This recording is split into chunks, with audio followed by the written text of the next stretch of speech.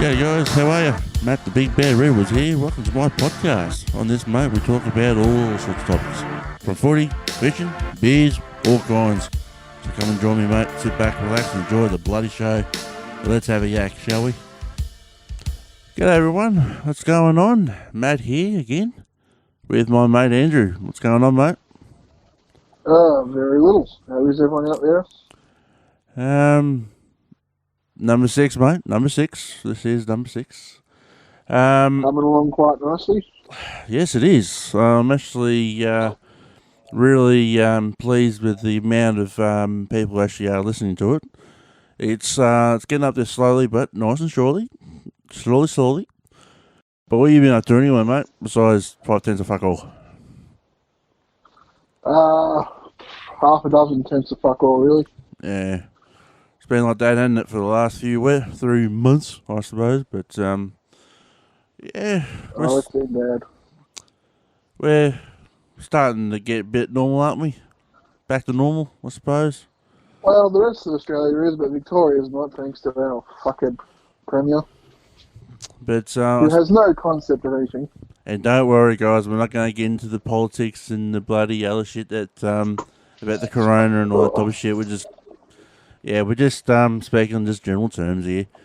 No, it's good. The cases are starting to get really low and that, isn't it? Which is good. Yeah, I mean, it seems to be moving in the right direction. I think the only thing we have now is just start getting back to some normality. Yeah, well, aren't they supposed to be talking about doing the restrictions lifted or something, or some form of restrictions next week or something, or May 11th? Everyone but Victoria. Yeah, because I know for a fact that New South Wales, the schools gone back, haven't they? Yeah, Northern Territory is back to life as normal. Yeah, well, there wasn't really many cases up Canberra, there anyway. Yeah, Canberra is also getting up there a bit more back to normal as well. Yeah. So, yeah, I just feel it was going to be a long battle with the Premier in Victoria, because I don't think he knows what he's doing at the moment, and it's getting more and more obvious every single update he gives. Yes. But I suppose it is a bit of a tough job what he's doing, I suppose. But at the same time, he's not necessarily I don't know, doing it all that well. Yeah, in some cases. I mean, I find it very hard to fault our government in a lot of things. I just think and even before this, he's a very controlling. He doesn't. And he always stands over people in some ways. He always speaks down to people, doesn't he? Well, that won't be just me, but just sounds like his tone. That usually just what he sounds like, doesn't it? Yeah, it's not to harp on about the virus, but we're just using this as an example. Is that I've noticed with every other Premier and Mr. Morrison, the Prime Minister, he the positivity comes through his voice when he talks to you and helps you understand it. Whereas Dylan Andrews is don't really want to use this word, but it's probably the best way to describe him, a bit more of a dictator. It's kind of like we're communists with him. Okay. Yeah. Yeah. Well, it's about right. Yeah, it's about right, I suppose. Yeah. But you know that for my brekkie today, I had some toast, and it just got me back to that time when I don't know if you guys actually watch my YouTube videos, but on my YouTube video, we done something very similar to this, but no audio, no just audio, was just video as well. But we're talking about the toast story, and it just reminded me again there today about this toast story. Now I reckon, mate, this is a good time for us to really knock out the corona out of the park and just talk about something like an old-fashioned story. So really, Do you actually remember from word for word actually what happened, mate? I know that they were at the Grand Prix. I remember it was very early in the morning, and we were early to the Grand Prix, which, led to a bit of boredom. Yeah. Because we're waiting in line, weren't we? And to anyone who knows me, that's probably the one thing, and I'm not complaining about it. That's the one thing I struggle with, is waiting in line. Yeah. I've always been someone where I'd rather arrive late once the line's gone and have to get a back seat. But I just, lining up for me has never been, I just struggle to stand still. So it's always going to be a challenge. Yeah. It's not necessarily impatience, it's just the standing still is what gets me. I think it drives anyone nuts, doesn't it? Really, when you think about it, it drives anyone nuts. Yeah, I think some people got more of a I think you've got more of a tolerance to it than what I would. I have very little. And it's been something I've always struggled with, where I can't sit still for more than 5 minutes. So yeah. But the whole story was, guys, is it was about, I think it was about what, 8:30, 8:45, something like that, wasn't it? Around there. And about quarter past 8, something like that. 8:15, yeah. I reckon it'd be, because it was pretty early. We got there fucking early. And and for some, because one thing you gotta know about me and my good mate here, right? We talk about anything.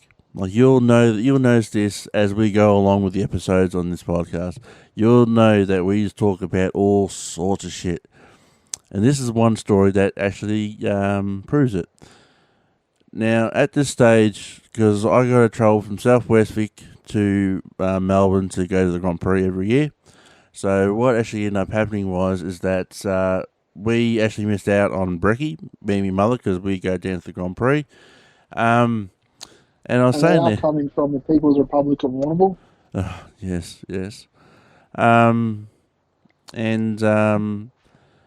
The thing was, right, I had no bloody brekkie. We went straight to the thing. I think we picked you up, I'm pretty sure we picked you up. And because you actually walked to the servo. We picked you up, went into Melbourne. This might have been the one when I drove in. Wait, no, I didn't drive in that day. No, because I had me Holden at this time, didn't I? I'm pretty sure I had me Holden. As you can see, people, we've really taken this with a lot of sincerity. Oh, yeah. But this is the good thing about it, mate. We're just yakking, having a yak. That's the whole point of this bloody podcast. But we went in and I just said to Andrew out of the blue, "Geez, I'm hungry." Oh yeah, I'm a bit hungry. But you know what I could really go for, mate? What's that? Some bloody toast. And this is when it started. This is when it really started. Now, just picture this, right? You're in the line. There's about 10 people in front of you, and probably about 20. The older gentleman behind us. The older gentleman, yeah, he was about in his 40s, 50s, I reckon. I would have said 60s. You reckon 60s? You reckon 60s? Because his mate was a bit younger than him. I would have thought he would have been in his mid 50s, late 50s, but you reckon 60s? Oh, okay.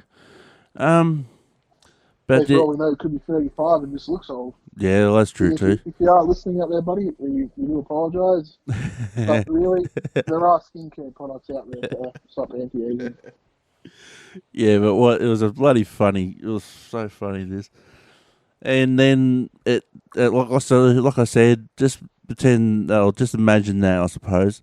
About 20, 30 people behind us waiting in line. Now, then you got these two blokes talking about toast. Now we're not just talking about just general talk about toast. We are talking about toast, like toast. When you talk about toast, like we are talking different types of bread, different types of butters, different types of spreads, what they have on toast, how much they have it on, and how many times of the day they actually have it. And it got to the point where we were talking about, freaking hell, about if we have a white piece of toast, what type of spread would be the best for white piece of toast and how much of it. So Let's just say you need a good amount of butter and a little bit of Vegemite to suit the white piece of toast, but you need a lot of Vegemite and no butter to suit the whole meal.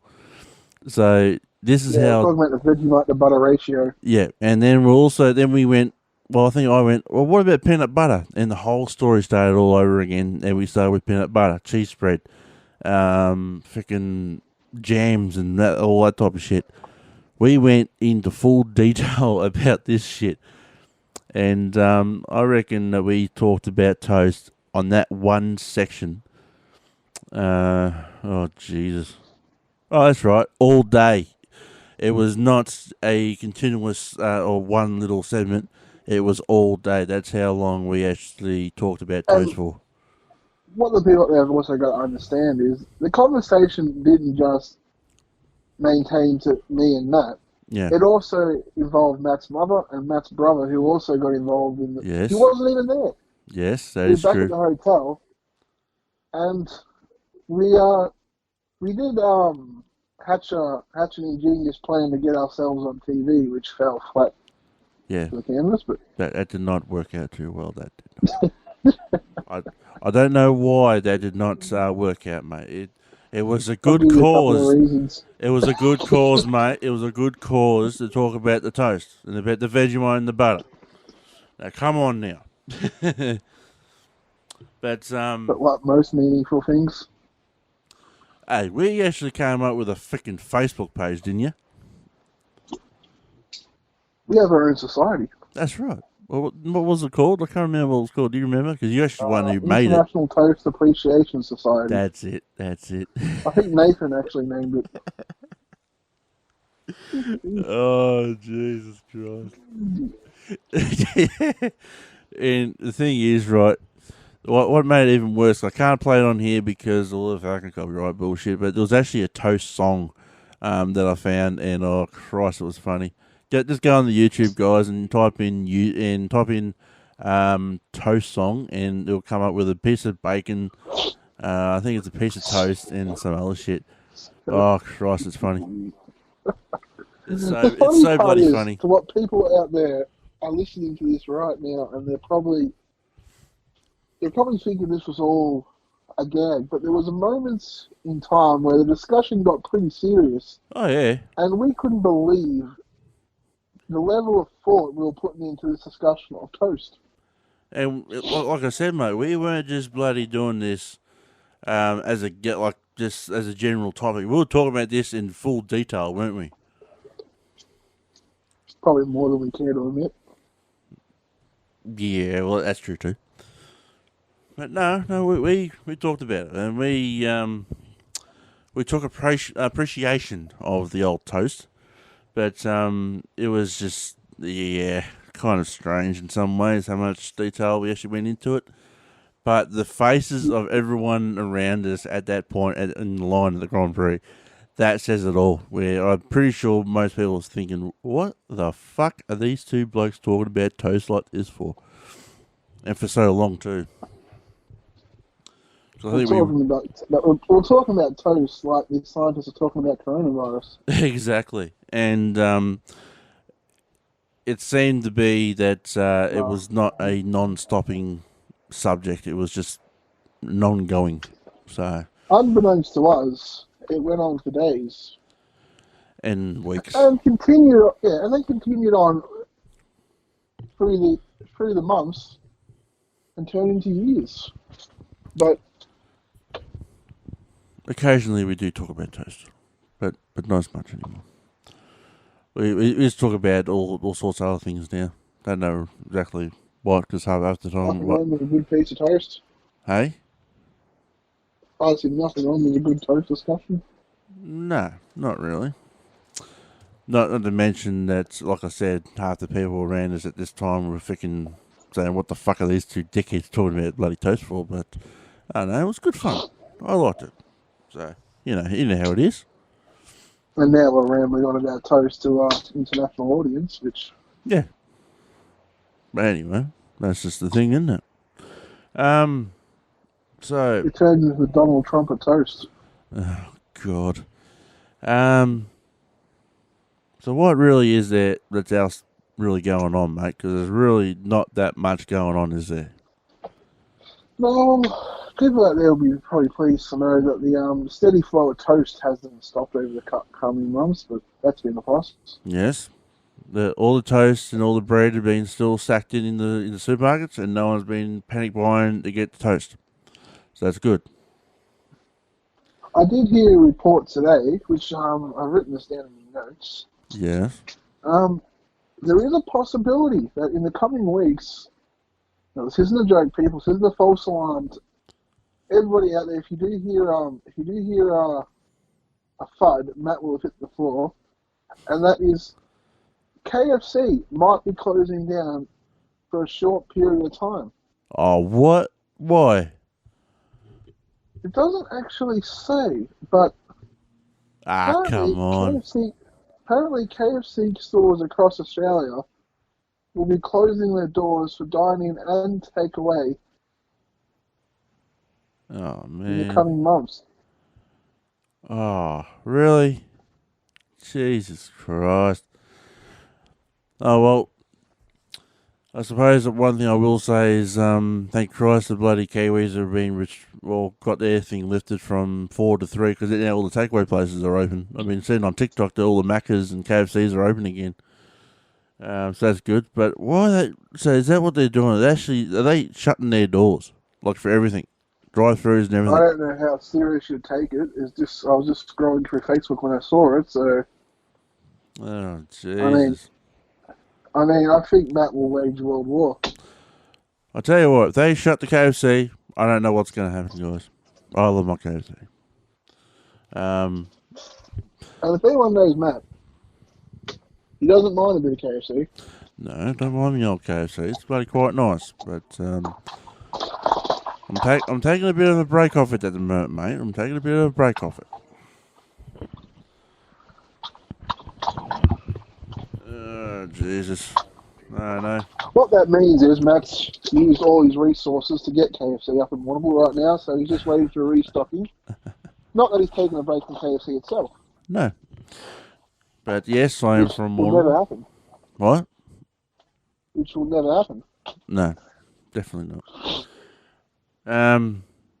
But one thing I will talk about is this freaking weather. This weather's been freaking shit ass the last couple of days. It's fucking freezing. But I don't know if you noticed, mate, but apparently yesterday or the day before we celebrated 250 years of James Cook landing.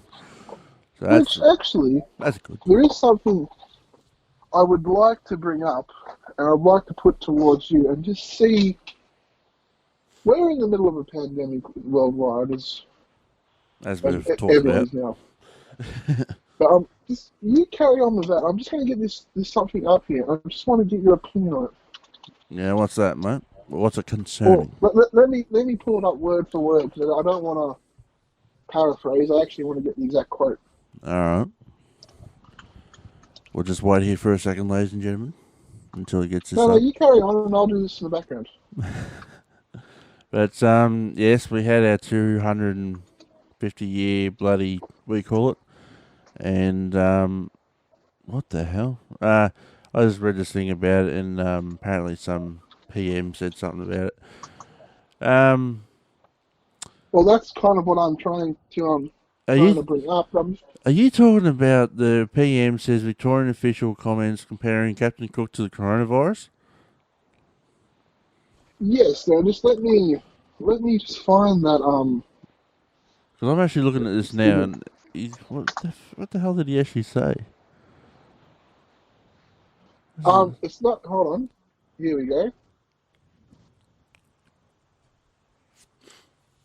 Oh, it just seems very strange about this. But yeah, well, it is the anniversary of Captain Cook and with the Endeavour sailing into Botany Bay. As you can see, people, we run a very tight operation over here. Hey, we're not one of those type of podcasts that go by structure and all that type of shit. We just go with the flow, mate. As simple as that. Like Al Bundy, love and marriage goes together like a horse and carriage. What the fuck? Oh, Jesus. But no, we just chill out, mate. No, we just chill out. But what? Hey, oh, hang on a minute. I'm just trying to bring up this tweet, but the problem is our media over here has this very bad habit of charging you to read their articles, which yeah, no, makes. I'm just reading this one little bit here on the 250th anniversary of Captain Cook and the Endeavour sailing to Botany Bay. I've got it, guys. I've got it. Capturing terror and the invasion of the coronavirus through his arrival. What the hell? Right. So what this tweet is, bloody, now the internet's going slow.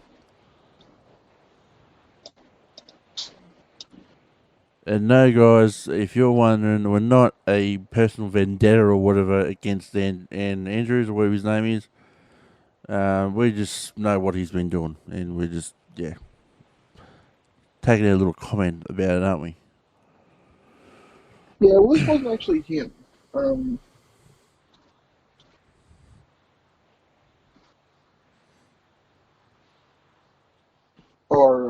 Just give me a second. Here we go. It was Deputy Chief Health Officer Annalise Van Demeen. Right. Compared the famous voyage of the current to the current pandemic. She put a tweet out, and this is an exact quote: "The sudden arrival of a foreign invader from another land." Right. And basically, she said the same thing twice in one sentence, genius. "Decimating populations, creating terror, forcing the population to make enormous sacrifices and completely change how they live in order to survive. Captain Cook, say COVID-19 or Cook 1770. So, to people out there who don't know, what she's basically saying is, for God's sake, it's basically she's trying to stick up for Indigenous people across Australia by saying that, well, Australia was invaded originally, but what the funny part about all this is if you're going back that far into history, name me a country that isn't invaded by another country. That's how the world is created, people. Especially back in those days. But for some reason, the rest of the world's understood that and understand it, and has grown up with the concept and has understood it for years. You know, not just recently, but we're talking about hundreds of years ago. They've come to the understanding of that's how the world was created. For some reason, in Australia, some people still can't grasp that concept. It's still foreign to them. It still doesn't. They're still trying to deal with it, despite the fact it was nearly 200 plus years ago, which at some point in time, you know, it's almost, and I'm sure Matt will agree with this too, is it becomes hard to believe that a current society is still having an active conversation about an issue 250 years ago. It is something that is almost comical to the rest of the world, I'm assuming. Yeah. Because, I mean, it'd be like Scotland having, well, they don't like England, yes, but it'd be like that issue, them wanting actual compensation for what happened 400 years ago. It's ridiculous. They wouldn't even try to bring it up. Yeah. But for some reason or another, Australia has been stuck with this curse. Yes. But no, I do agree with that, mate. Like, I understand if they want to protest about this shit, I understand that. But at the same time, it was 250 years ago. None of us were even thought of back then. Australia wasn't even a country back then. How the fuck are we supposed to know exactly what happened? Because none of us were freaking there. But and the funny part about all this is, which it seems to go unmentioned in all this drama. Yeah, and that's Australia were prisoners themselves when they came over here. It wasn't a thing by choice. It was, how do we say, the irony in that needs to be taken, But the fact that me and Matt are sitting here discussing this as an actual current issue, it's it begs belief as to how this is still an issue. Yeah. Like I respect anyone who wants to protest and wants to do all that type of shit. That's their right to do so, isn't it? But at the same time, it happened over 250 years ago. Don't blame the current government and don't blame the current people for it, because we had nothing to do with it. It wasn't even us. It was the British that done it, not us. So I'm not saying get over it. I know it'll be a great shame to the people, or it'll be a great sadness to the people, I suppose, of those cultures, but it's got nothing to do with us, mate. It's got nothing at all to do with us, and I reckon that I'm not going to say get over it, because in some ways you have to anyway. But it happened 250 years ago, so basically just move on, man. Move on. Move on, man. Yeah, I mean, like, it's not even a case of get over it, because it's not even concerning you. That's the problem. Exactly. That's the thing that's there. That's the thing that I don't think gets mentioned enough. Is it's not a simple case of get over it. Yeah. It's a case of it's none of your fucking business. I mean, it's like I don't go back to England and I want compensation from the English government for my ancestors being prisoners. And I'm the same way with my ancestors with the Irish, apparently. As I've got a bit of Irish in me, I've got a bit of New Zealand in me. Hey, I could do the same bloody thing, mate. I can do the same thing. Paraphrasing, I've actually got Scottish in me, so. Hey? But I'm actually just paraphrasing then. I was just. I'm not actually. I don't actually have any English ancestry. I have Scottish, but. Yeah, but that's the whole thing, mate. I don't either. Yeah. Because it happened, like you said, 400 or 500 years ago. So who really cares? Yeah, and that's the funny part. Like, I mean, me and Matt having Irish and Scottish backgrounds, just as much injustice was done to our people by the British than it was to the Aboriginal people. So, but it's not like we're actually out there asking for an apology. Actually, if you want to really go by, say if we wanted to bloody have a pick of the English, right? Just for example. Now, let's say 1858. I think the precise year was the stockade in Ballarat. But hey, we weren't Australians back then. Even then, we weren't Australians, proper Australians. Yeah, go ahead, mate. Sorry, go on. No, you go on. And here's what people don't want to come out and say, but it really is the biggest difference between Irish heritage, Scottish heritage, and Aboriginal heritage when it comes to England is that, all three nationalities there had the same thing happen to them with England, in a way. The difference, the real difference is, and this is not a dig, this is not nothing nasty, it's just a cold hard truth.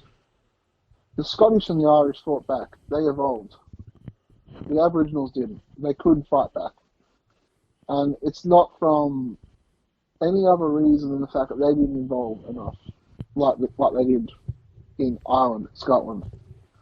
And that's something which gets overlooked a bit, and you have to sort of put that in perspective too. That is the real difference here. Yeah. Because when you look at history and you just look at it on a blank piece of paper, it will almost read the same. Yeah. Except the British managed to dominate the indigenous people, unfortunately, in a way they couldn't with the Irish and Scottish. It didn't. They fought back eventually. Unfortunately, the Aboriginals couldn't, and that's all due respect to those people from that time, but that is the truth of the matter, and it's cold and it's harsh, but that was a world back then. It wasn't like it is now. Yeah, exactly right, mate. And I'm just thinking about this too. Who has actually got the biggest, in some ways, bad blood against England?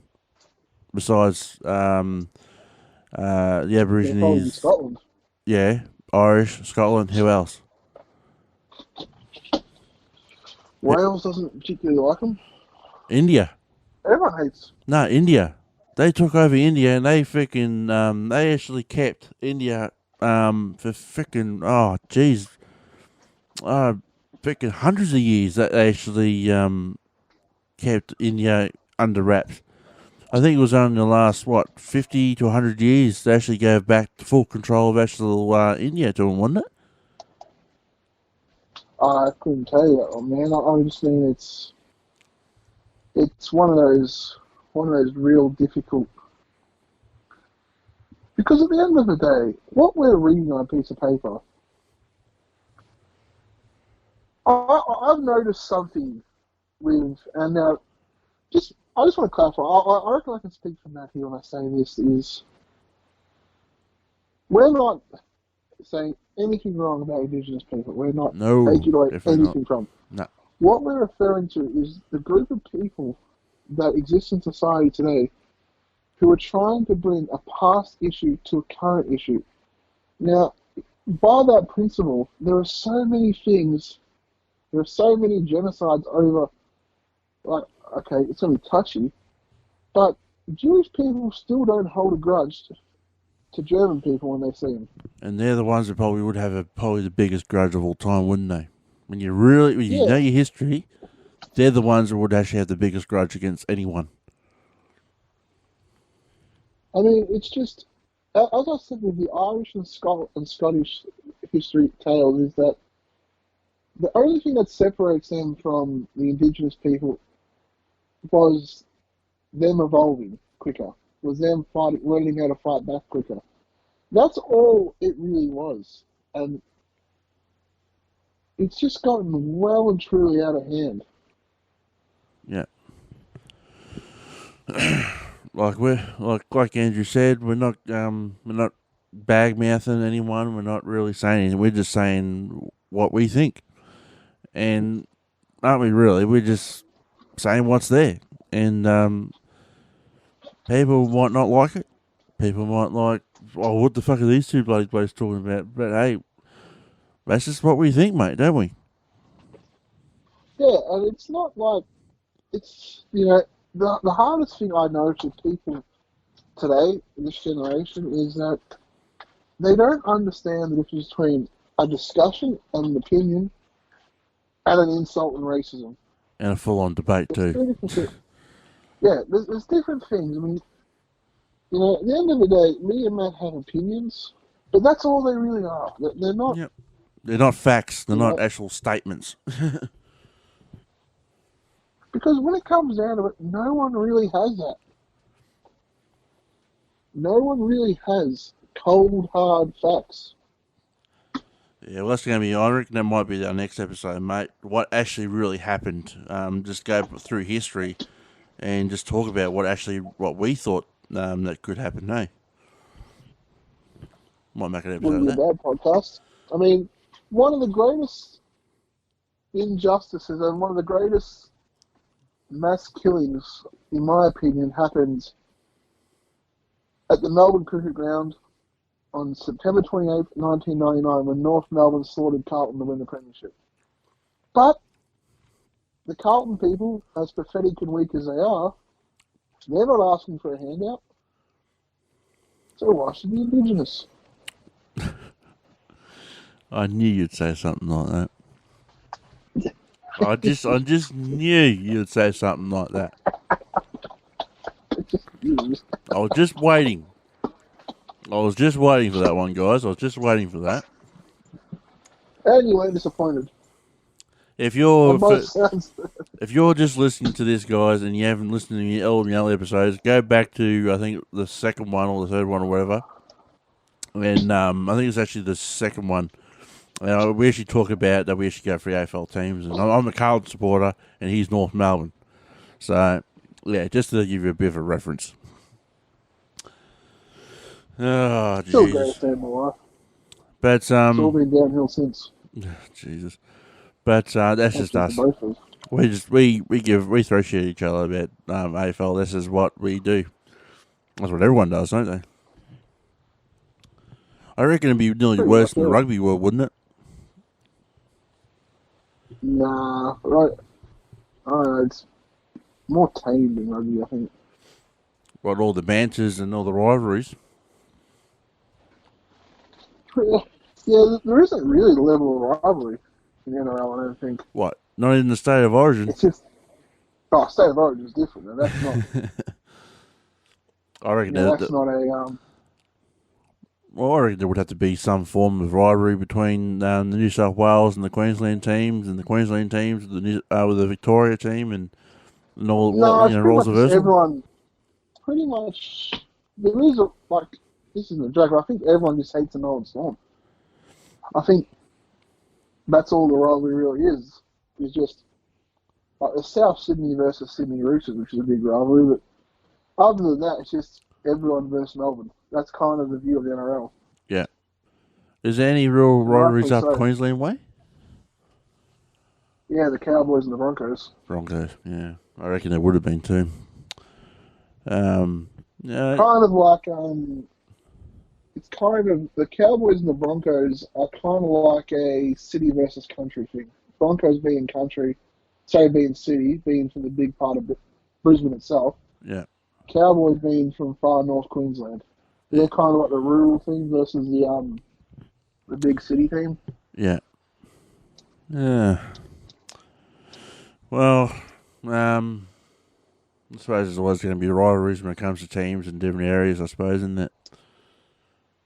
What do you reckon's probably the biggest rivalry? Because I don't know really too much about the NRL when it comes to shit like that. AFL I do, but not with the NRL. Is there much rivalry between New South Wales then? Besides the other ones you mentioned? Sydney Roosters versus South Sydney Rabbitohs, Parramatta versus the Bulldogs. Nothing to the level of, apart from Sydney and the Roosters and South Sydney Rabbitohs, nothing else really. What about the Cronulla Sharks? Have they got any rivalries? Because I've always heard them being a bit of a rough mob. They're pretty much the one up from the Storm. They're kind of like the next hated team from the Storm, but them and Manly, pardon me. But all right, okay. Whereas my team, everyone seems to love, which is the Raiders, the Canberra Raiders. Yeah, so that's they're kind of everyone's second team. It seems that way. All right. Bloody hell. But yeah. Whereas the AFL, there's a lot of rivalries. Oh, geez. Carlton versus Richmond, Carlton versus Essendon, Collingwood, Essendon and Richmond. But can we still call Carlton versus anyone a rivalry anymore? Because which one's that one? Carlton who? Carlton Richmond. I don't think that can be classed as a rivalry anymore. Just personally, I'm not being a smart ass. I just don't think it's been competitive enough to still be called a rivalry as a last. When you've lost to one side for 10 years straight, the rivalry's gone, in my opinion. Well, it's always going to be a rivalry where you win or lose or draw against Collingwood. I know that for a fact. Yeah, but see, you guys have been more competitive against Collingwood than you have against Richmond. That will always be a rivalry. Them ones, I'm telling you. Until the league gets rid of you guys as dead weight. Well, yeah, you're in the same bloody boat too, you young fella. Actually, no, we're actually a fair way ahead of you guys. Well, we were actually going to be debt-free, apparently, but before this bloody virus hit, then apparently we're in debt again. So I'm not talking about debt, I'm talking about the on-field performance. You never know. You never know. We're talking about debt. North Wales really ahead of you guys. Well, time will tell, mate. And that's just facts. Hey, time will tell. You never know. You've been saying that since 99. I don't bloody care if I've been saying that since 1858 or whatever the fucking thing is. But you just never know. You never know. In 50 years' time when Matt's laying in a grave, time will tell. Time will tell. Oh, Jesus. But the pastor, the guy at the funeral, they fucking suck, Matt. Now get over it. Just you, and then he comes out the coffin. Just you wait. Just you wait. Oh fuck, he's not even dead. But yeah, no. I reckon probably one of the other big ones too, mate, would have to be freaking, oh geez, what'd it be? Probably North Melbourne, no, not North Melbourne, Hawthorn and Geelong, I reckon. Yeah, that would be up there. Essendon and Richmond. Who else? Who else would be probably one of the biggest rivalries when it comes to footy? Especially nowadays, because in the 80s it was always Hawthorn against everyone. 90s North and Essendon have always had a rivalry. Yeah, that's true too. Essendon and who was it? Bloody that freaking. Oh Jesus! No. Bloody that she's bloody gone. She's left. There's always been such rivalries when it comes to AFL, NRL. Jeez, mate, there's even rivalries in the freaking tennis. You don't know. But it's always been rivalries in sports, really, hasn't there? Really, when it comes to it. Yeah, especially in the boxing world. Oh, the boxing would be probably worst of all, wouldn't it? Yeah, there's been some blood feuds in that sport. Like, I know it's not boxing, but I know for a fact that hasn't Conor McGregor had a few rivalries in his time? I don't know much really about that bloke. All I know he's a UFC fighter and he's Irish and he's brought out a shit whiskey, but that's just my opinion. That was most of his rivals were more just media stuff. They weren't like real. Like when I'm talking about boxing, I'm talking about Tyson Holyfield. Yeah, you're talking about the old days. Ali Frazier. Yeah. Modern day wasn't really a rivalry per se, but it they mirrored each other's careers, and that was Pacquiao versus Floyd. But Floyd kind of kicked ahead of that one pretty easily. What about Muhammad Ali and George Foreman? That wasn't really a rivalry. It was just a one fight. It was just. But the best rivalry I've seen is probably it was between an Italian American fighter, and an Irish fighter. So you've got two tempers there. Oh yeah. And it was Mickey Ward versus Ontario Gatti, and I remember it was. I think it might have been their second fight in round 9. It was just an all-out war where Gatti had a fractured eye socket, broken nose, and just kept swinging away. But they had 3 of the best fights you'll ever see. But the difference was the rivalry was there.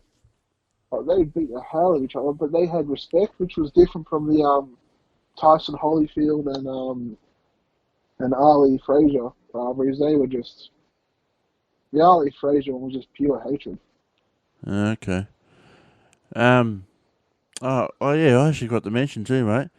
I got a message off. I'm not going to say his last name, but his name is Jim. On my Facebook and on my page, Matter was Media. Thank you very much for the message, mate. And he asks, why am I sound so clear, but Andrew is not sounding as clear, but sounds very like on the phone. That's because he's on Facebook. So that's why I'm sounding real clear, because I'm actually talking into an XLR mic, and I've actually got Andrew going through my recorder, going through Facebook Messenger. Yeah, I can't compete with what the sound quality. Yeah, but that's the reason why, mate. So I just thought I'd let you know. But yeah, as you were saying, mate, about these great rivalries, there's always been some form of rivalry about it. But thank you very much, Jim, for giving me that message, mate. Keep it going. Keep it coming. So what other rivalries have you actually heard? Because I know a bit about the old boxes, but I don't know really about these new modern ones. So I'm not really that interested in these new modern boxes.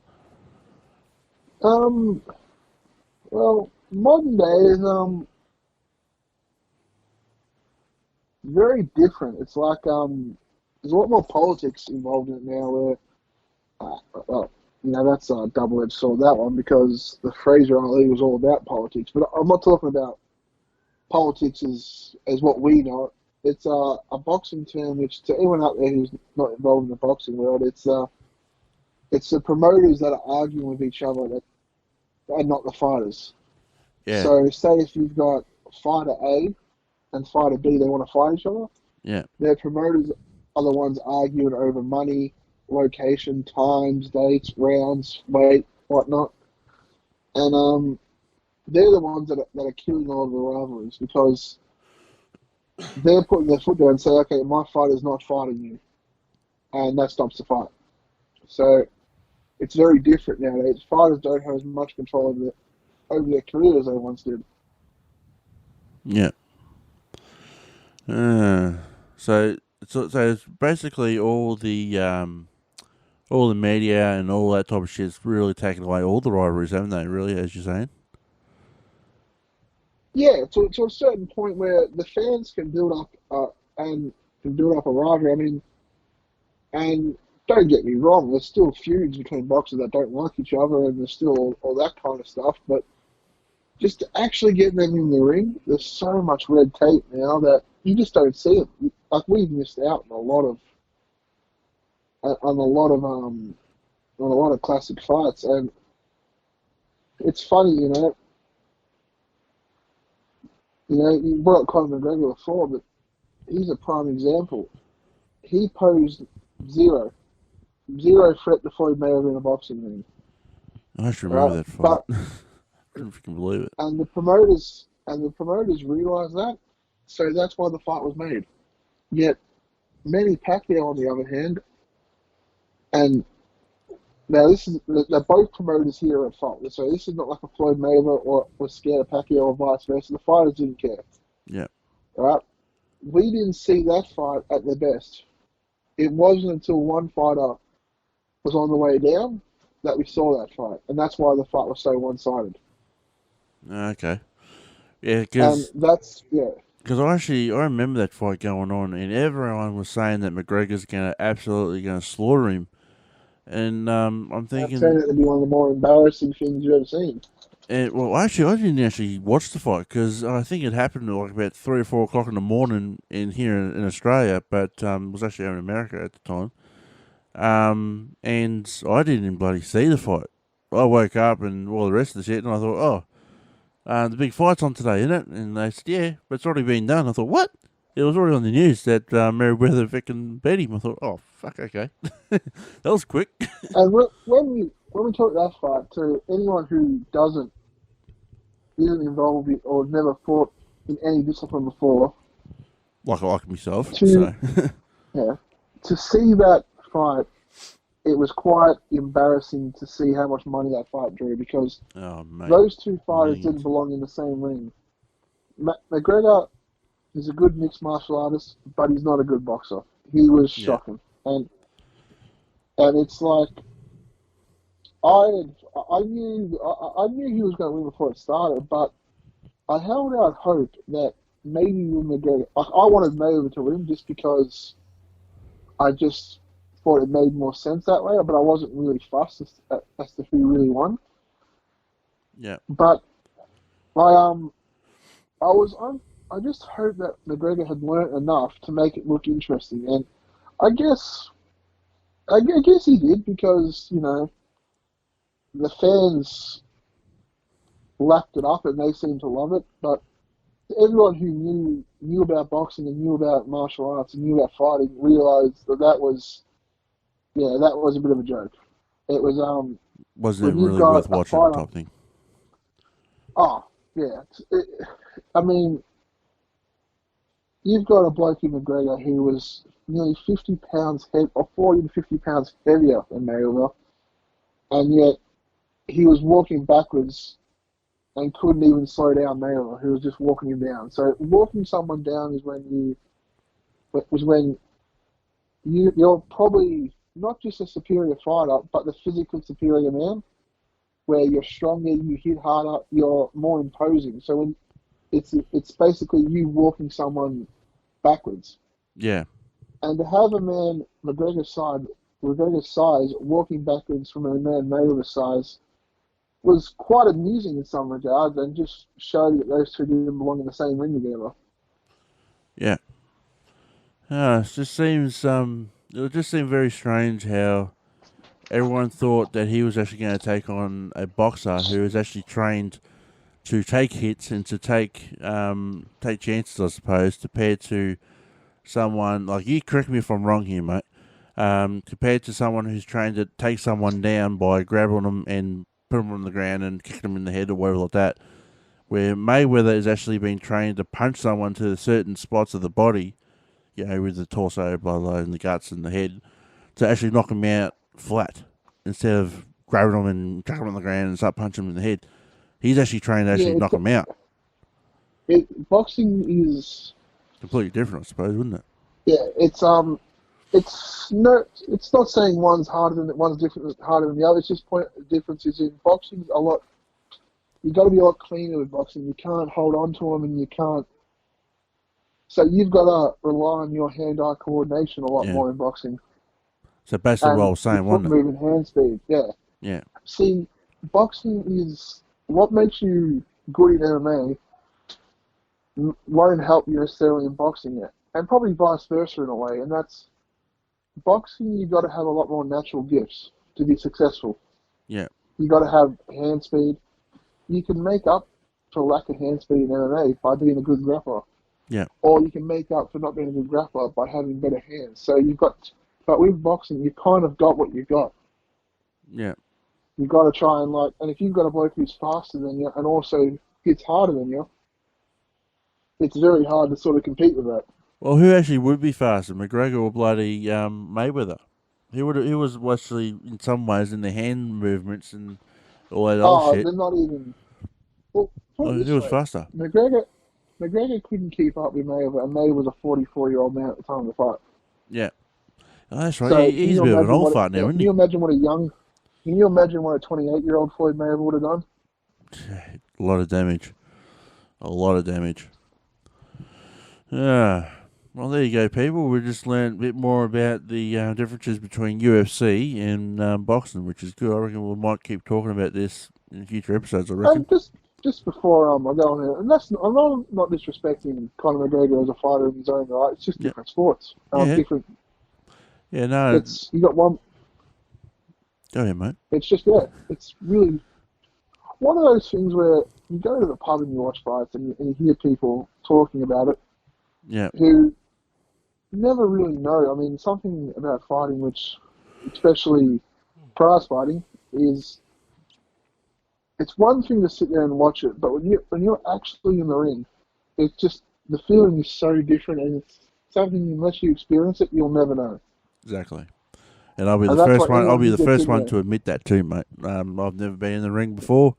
Probably never will. But that's why I was asking you, because you actually were a fighter. So like I said, mate, I reckon this will be something that I reckon we'll talk about later episodes. I reckon a bit more about this boxing, cross UFC type stuff, and what different techniques and that type of things. I reckon we'll talk about. Sounds like a plan. Yeah, I reckon we'll do something like that. And next episode, I reckon we might do some other things, but you never know with the topics I'm coming up with. But I reckon, guys, we'll wrap this up there for today. Thank you very much, Andrew, for coming on, mate. You give us a bit of a outlook and a bit of a thing into boxing and that, and your little opinions on different topics, eh?